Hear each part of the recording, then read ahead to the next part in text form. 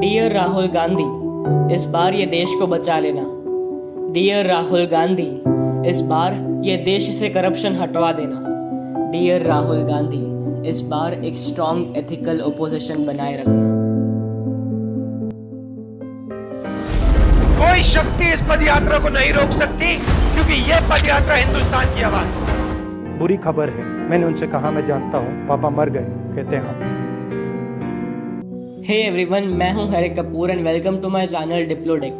आपने election results announce हुए उसके बाद ऐसी वीडियोस तो बहुत देखी होगी, open message to the PM of India and dear Narendra Modi. But ये वीडियो मैंने खास सिटिंग ओपोजिशन के लिए बनाई है।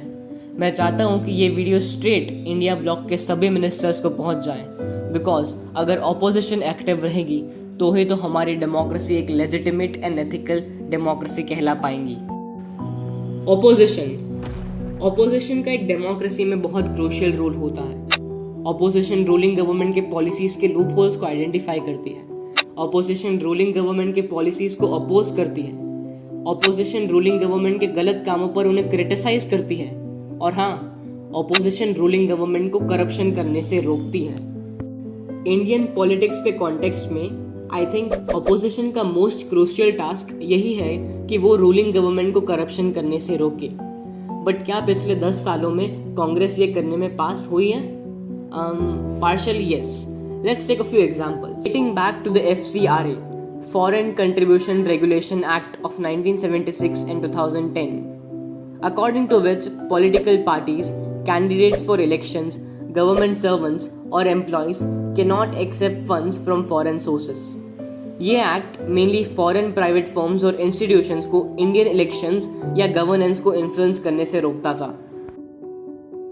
And thus this was to be followed by all major and minor political parties of India. But in 2014, the BJP was convicted by the Delhi High Court for violating the FCRA guidelines, क्योंकि उन्होंने एक London based multinational firm Vedanta limited से donations accept किए थे and this was illegal.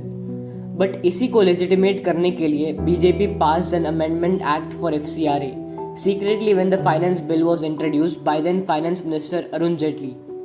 ये amendment के according foreign companies were redefined as Indian अगर उनकी हिस्सेदारी in an Indian entity was within the foreign investment limits prescribed by the government for that sector. अब Vedanta resources coal mining sector में काम करती है एंड कोल माइनिंग सेक्टर की foreign investment limits is 100% and the share hold of foreign institutional investors FIIs in Vedanta Limited, which is an Indian subsidiary of parent company Vedanta Resources, is 8.77% and thus ये company on paper India कहलाएंगी। अब कोई private firm India का है तो वहाँ से political parties can take funding. अब आपको क्या लगता है, ये अमेंडमेंट पार्लियामेंट में इजीली पास हुआ होगा?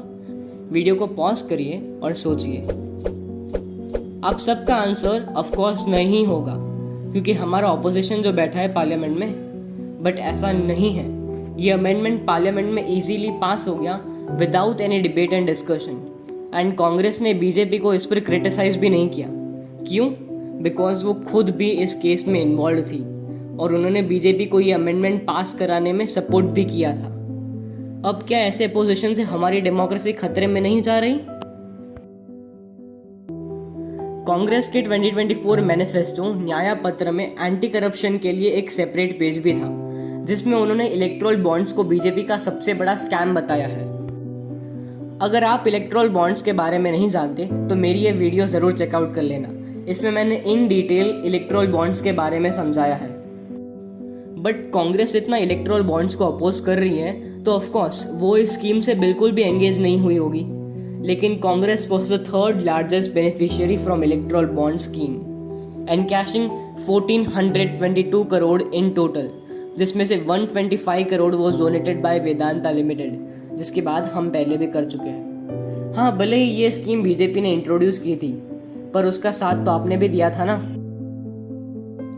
जब ऑपोजिशन जोरों शोरों से कहता है कि डेमोक्रेसी इन थ्रेट, तो उसके जिम्मेदार वो खुद हैं, क्योंकि ऑपोजिशन का काम है रूलिंग पार्टी को करप्शन करने से रोकना।